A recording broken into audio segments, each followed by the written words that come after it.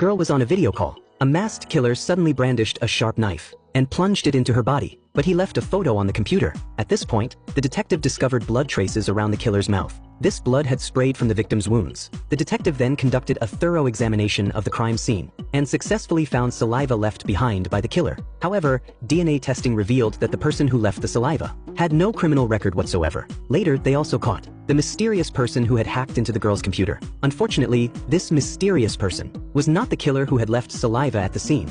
The tech team made another discovery. The girl's computer wasn't hacked by just one mysterious person. Compared to the first one, this guy was even more brazen. He didn't just hack into the victim's computer, but also infiltrated a video chat software company. He bundled Trojan viruses with the chat software's update packages. Once users updated their software, their every move would be monitored by the hacker. He must have been attracted by the victim's beauty and became deeply obsessed with her. To find the hacker, the tech guy deliberately infected his own computer with a chat software virus. Through reverse tracking, he tried to determine the hacker's location, but discovered that the IP address was fake. The technician then planted a sniffer program in the software. It would automatically record Wi-Fi data around the hacker's computer. As long as enough wireless networks were identified, they could determine his exact location through cross-referencing. They finally identified the voyeur's true identity, but it turned out to be Rosie, the girl's neighbor. Under the detective's persistent questioning, Rosie finally remembered something. Just as Rosie went to the bathroom, the detective received a call from the tech team. Learning that Rosie was the mysterious hacker, he went to the bathroom to arrest him,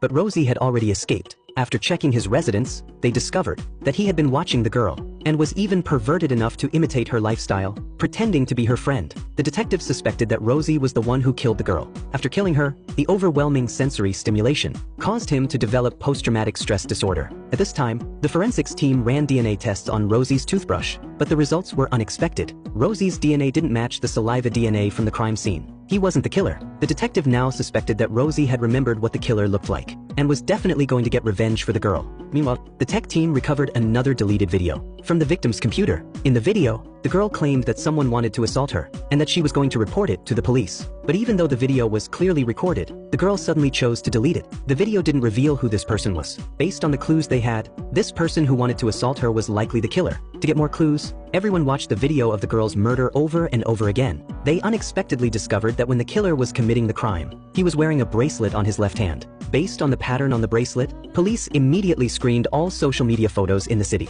They found a total of 52 people wearing the same bracelet. In the saliva sample extracted from the crime scene earlier, they discovered that the person who left the saliva had Marfan syndrome. They immediately screened these 52 people again and found that 2 of them had joined Marfan syndrome chat groups. Looking at these 2 people's profiles, the detective instantly figured everything out. Meanwhile, the girl's parents came to her workplace to pack up her belongings. Little did they know that Rosie suddenly burst in. It turned out that the real killer was actually the girl's boss. At this time, police also arrived downstairs at the company. Just as Rosie was about to shoot, police immediately hacked into the company's network equipment. Under the detective's patient persuasion, he finally put down his gun, but the boss was still shot down. It was actually the girl's father who fired the shot. Facing the beast who had harmed his daughter, the father chose to take a life for a life.